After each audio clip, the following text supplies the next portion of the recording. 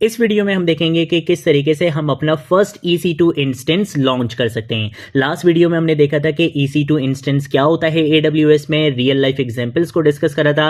EC2 instance से related बहुत सारे इंपॉर्टेंट कॉन्सेप्ट्स को हमने थ्योरेटिकली डिस्कस किया था। तो अगर आप लोगों ने अभी तक पिछली वीडियो नहीं देखी है तो काइंडली पिछली वीडियो को जरूर देख लेना, ठीक है। तो सबसे पहले हम क्या करेंगे, हम यहाँ पर आएंगे, यहाँ पर आकर मैं क्या करूंगा, बेसिकली लॉग इन करने वाला हूँ, ठीक है। तो हम चले जाएंगे sign in to the console पे। यहां पर अगर हम क्या करेंगे, लॉग इन करेंगे। अब हम यहां पे जो बेसिकली अकाउंट यूज करेंगे वो हम यूज करेंगे IAM यूजर का, ठीक है। जो हमने लास्ट से लास्ट वीडियो में बेसिकली क्या करा था, कवर किया था कि IAM यूजर क्या होता है, किस तरीके से हम IAM यूजर को क्रिएट कर सकते हैं, AWS CLI के साथ कैसे कॉन्फ़िगरेशन करवा सकते हैं, ये सारी चीजें हम कवर कर चुके हैं, ठीक है। हमें पता है कि IAM यूजर के पास कम एक्सेस होता है, कम राइट्स होते हैं, बट हम यहां पे क्या करेंगे, IAM यूजर का ही यूज करेंगे, क्योंकि अभी हम AWS को सीख रहे हैं। हम यहाँ पे रूट यूजर का बेसिकली यूज नहीं करेंगे। रूट यूजर का हम यूज सिर्फ तब करेंगे जब हमें काफी ज्यादा एडमिनिस्ट्रेटिव राइट्स चाहिए होंगे। बट अभी हम क्या कर रहे हैं, अभी हम AWS को सीख रहे हैं, तो अभी हमें यहाँ पे रूट यूजर पे जाने की नीड नहीं है। एज अ बिगिनर आप किसके ऊपर काम करोगे, IAM यूजर पे ही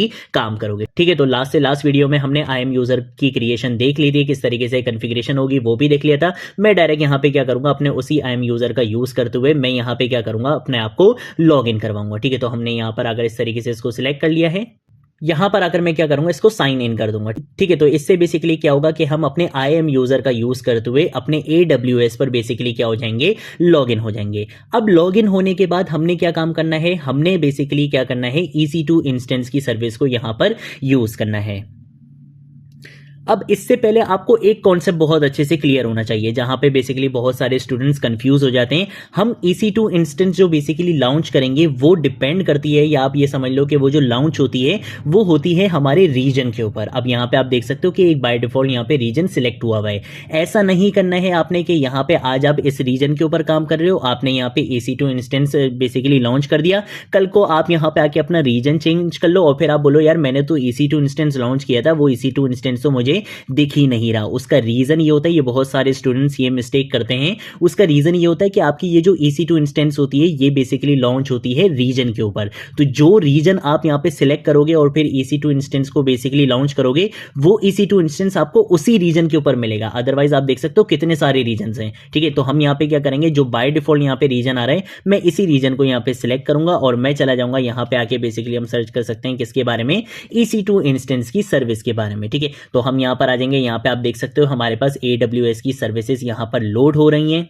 यहां पर आकर मैं क्या करूंगा, इस EC2 इंस्टेंस पर चला जाऊंगा, ठीक है। होता क्या है, EC2 इंस्टेंस बेसिकली एक वर्चुअल सर्वर होता है। आप समझ सकते हो कि बेसिकली ये एक वर्चुअल कंप्यूटर होता है जो बेसिकली क्लाउड पर होता है। आपका अपना जो सिस्टम है वो आपके सामने होता है। इसको वर्चुअल सर्वर या वर्चुअल कंप्यूटर क्यों बोलते हैं, क्योंकि ये बेसिकली क्या होता है, क्लाउड पर होता है, ये आपके सामने नहीं होता है, ठीक है। इसके ऊपर हम सारा काम कर सकते हैं, कोई चीज क्रिएट करना चाहें, मैनेज करना चाहें, मॉनिटर करना चाहें, वेबसाइट्स होस्ट करना चाहें, APIs को रन करना चाहें, बैक एंड रन करना चाहें, AI ML के मॉडल्स को ट्रेन करना चाहें, जो काम करना चाहें वो कर सकते हैं। ये बिल्कुल क्या है, एक मशीन की तरह है, इसके ऊपर हम जिस तरह से काम करना चाहें हम कर सकते हैं। मैं यहां पे क्या करूंगा, लॉन्च इंस्टेंस पे क्लिक करूंगा। अब यहां पे हम अपना first EC2 instance basically launch कर रहे हैं, तो मैं यहां पे एक एक स्टेप को और एक एक टर्मिनोलॉजी को बहुत अच्छे से एक्सप्लेन करके हम यहां पे काम करेंगे, ठीक है। क्योंकि हम अपना फर्स्ट EC2 इंस्टेंस यहां पे लॉन्च कर रहे हैं, तो आपको एक एक कॉन्सेप्ट के बारे में पता होना चाहिए। सबसे पहले तो ये बोल रहा है नेम एंड टैग्स, आपसे ये बोल रहा है कि भाई आप अपनी मशीन का नाम क्या रखना चाहते हो, ठीक है। तो हम अपनी मशीन का नाम कुछ भी रख सकते हैं। लेट सपोज मैंने यहाँ पर आकर रख दिया है माई वेब, और उसके बाद मैं यहाँ पर आकर लिख दूंगा सर्वर लिख दूंगा, ठीक है। इस तरीके से मैंने यहाँ पे इसका नाम रख दिया। आप इसका नाम कुछ भी रख सकते हो। देन उसके बाद हमारे पास एक कॉन्सेप्ट आता है AMI, जो आपसे इंटरव्यू क्वेश्चंस में भी पूछा जाता है कि ये AMI क्या होता है। AMI का मतलब होता है Amazon मशीन इमेज, यानी कि ये जो मशीन थी आपकी, आपने अपनी मशीन का तो नाम बता दिया, लेकिन जैसे ये मेरे सिस्टम के अंदर मैं यहाँ पे ऑपरेटिंग सिस्टम विंडोज यूज कर रहा हूं, तो आप इस सिस्टम के ऊपर कौन सा ऑपरेटिंग सिस्टम यूज करोगे, उसके लिए इसने यहाँ पे आपको बहुत सारे ऑपरेटिंग सिस्टम बताए हुए हैं। इसने बोला है Amazon का लिनक्स यूज कर लो, मैक OS यूज कर लो, Ubuntu यूज कर लो, विंडोज यूज कर लो, रेड हैट यूज कर लो। इसने बहुत सारे आपको OS यहाँ पे बताए हुए हैं, और यहाँ पे अगर आप जिस OS को भी यहाँ पे सिलेक्ट करोगे तो इसके साथ साथ आपको ये भी बताएगा कि ये आपके फ्री टायर के लिए अवेलेबल है भी या नहीं। तो आप यहाँ पे आके कोई ऐसा ओएस यूज नहीं कर लेना स्टार्टिंग में जो फ्री टायर के लिए अवेलेबल ना हो, वरना फिर AWS क्या करेगा, आपको एक बिल भेज देगा और आपके पैसे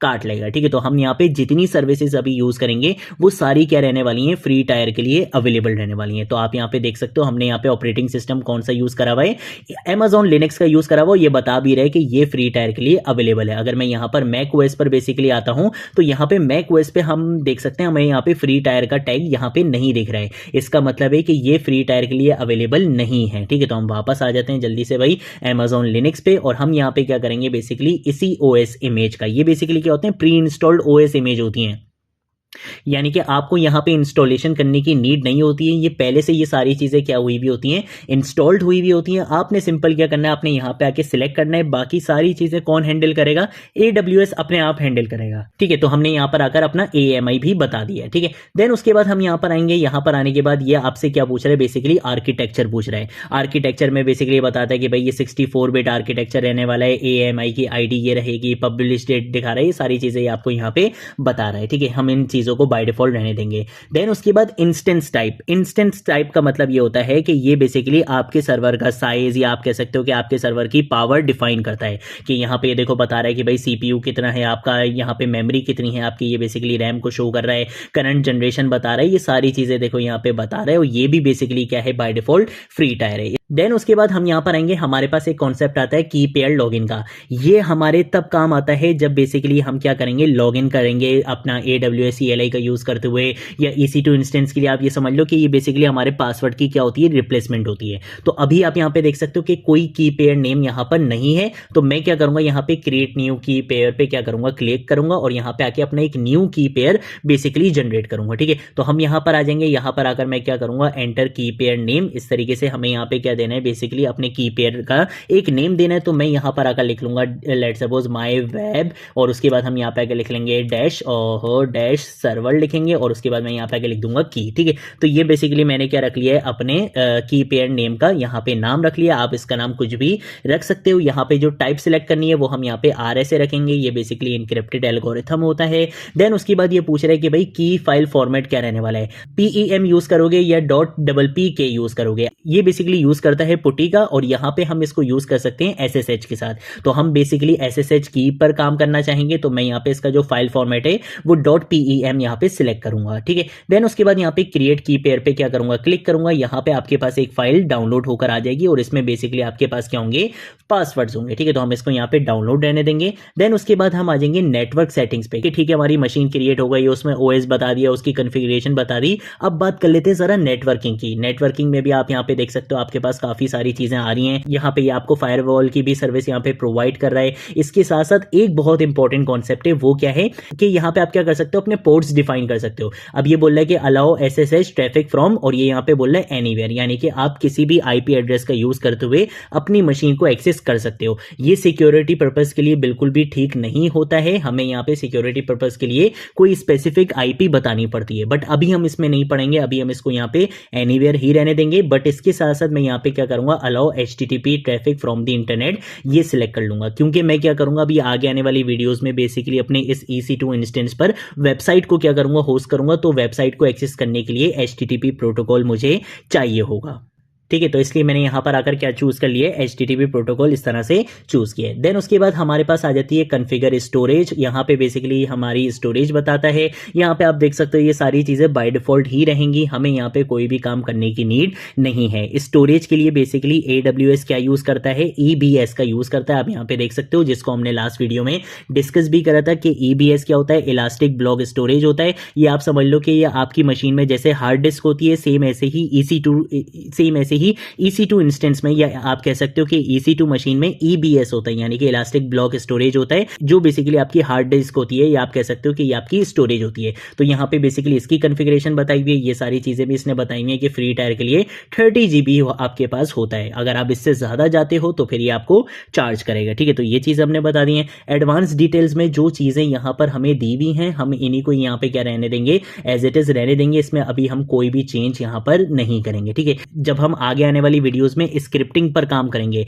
कि हम यहाँ पे अपने टास्क को स्केड्यूल कर रहे होंगे, बेसिकली ऑटोमेट कर रहे होंगे, तो वो काम हम यहाँ पर आकर कर रहे होते हैं यूजर डेटा के अंदर। कि आप यहाँ पे अगर अपने टास्क को बेसिकली ऑटोमेट करवाना चाहते हो, स्क्रिप्टिंग लिखना चाहते हो, तो वो यूजर डेटा के अंदर आकर लिख सकते हो। बट अभी हमें ये भी कुछ भी यहाँ पर नहीं करना है। मैं यहाँ पे क्या करूंगा, लॉन्च इंस्टेंस पे बेसिकली क्लिक कर दूंगा। ठीक है, तो अब यहाँ पे क्या होगा, बेसिकली आपका जो इंस्टेंस है वो यहाँ पर लॉन्च हो रहा है। फर्स्ट टाइम में ये थोड़ा सा टाइम लेगा, हम इसको यहाँ पे टाइम देंगे। आपकी इंटरनेट की स्पीड पर भी डिपेंड करता है कि यहाँ पे कितना टाइम ले। अब आप यहाँ पे देख सकते हो कि ये क्या हो चुका है, सक्सेस आ चुका है। ठीक है, तो ये बोल रहा है कि successfully initiated launch of instance. यहाँ पे हमारा जो इंस्टेंस है वो इस तरीके से आ चुका है। हम क्या करेंगे, वापस अपने इंस्टेंसेस पर आएंगे। यहाँ पर आकर हमें बेसिकली ये लोड हो रहा है और हमारा इंस्टेंस हमें यहाँ पर शो हो जाएगा। ठीक है, और यहाँ पे मेक श्योर कि इसका जो इंस्टेंस स्टेट है वो क्या दिखनी चाहिए, रनिंग दिखनी चाहिए। इसका मतलब है कि मेरी मशीन क्लाउड पर रन हो रही है, मैं इसके ऊपर जो काम करना चाहूं वो कर सकता हूं। तो हमने अपना यहाँ पे अपना फर्स्ट इंस्टेंस बेसिकली क्रिएट कर लिया है। अब एक चीज आपने यहाँ पे याद रखनी है, ये ऐसा हमारे साथ भी हुआ है, बहुत सारे लोगों के साथ होता है, इनिशियल स्टेज पे सबके साथ होता है। मैं नहीं चाहता कि आपके साथ ऐसा हो, तो मैं आपको बता देता हूं। जब आप अपनी EC2 इंस्टेंस का काम कर लोगे, स्पेशली जब आप अभी सीख रहे हो, आपने फौरन क्या कर देना है, जैसे ही आपने काम करा, आपने अपनी EC2 इंस्टेंस को क्या कर देना है, वापस से स्टॉप कर देना है। ये चीज लाजमी कर देना, अदरवाइज क्या होगा कि आपके पास चार्जेस आ जाते हैं। AWS आपको पूरा एक बिल बना के भेज देगा और बोलेगा कि भाई चलो भाई इतने पैसे निकालो। यहाँ पर हम इसको सिलेक्ट करने के बाद हम आएंगे यहाँ पे ऑल स्टेट्स पे, और यहाँ पर अगर हम इसको क्या कर देंगे, स्टॉप कर देंगे, तो इससे क्या होगा, हमारी EC2 इंस्टेंस बेसिकली अब क्या हो जाएगी, स्टॉप हो जाएगी। ठीक है, तो ये काम बस आपने लाजमी करना है कि जब आप अपनी EC2 इंस्टेंस को यहाँ पे रन कर लो, आपने चेक कर लिया कि हाँ हमारी EC2 instance basically perfectly work कर रही है, हमने काम कर लिया। काम करने के बाद आप उसको क्या कर दो, स्टॉप कर दो, और जब आपने दोबारा से काम करना हो तब आप अपनी मशीन को बेसिकली क्या कर दो, रन कर दो। ठीक है, तो हम यहाँ पे आके इसको क्या कर देते हैं, स्टॉप कर देते हैं, क्योंकि अब हम कल क्या करेंगे, अपनी EC2 इंस्टेंस को बेसिकली रन करेंगे पहले, और उसके बाद हम क्या करेंगे, SSH की के साथ इसकी इंटीग्रेशन करवाएंगे। ठीक है, फिर आगे आने वाली वीडियोस में हम वेबसाइट भी होस्ट करेंगे, हम बेसिकली स्क्रिप्टिंग पर भी काम करेंगे, काफी सारी चीजें हम EC2 इंस्टेंस पर करने वाले हैं। ठीक है, तो ये थी हमारी आज की वीडियो। अगर कोई चीज़ नहीं समझ आए, नीचे कमेंट सेक्शन में पूछ लेना, सोशल मीडिया अकाउंट्स पे पूछ लेना, मैं ज़रूर आप लोगों को रिस्पॉन्ड करूंगा। अब हम मिलेंगे नेक्स्ट वीडियो में नेक्स्ट टॉपिक के साथ, तब तक के लिए बाय बाय।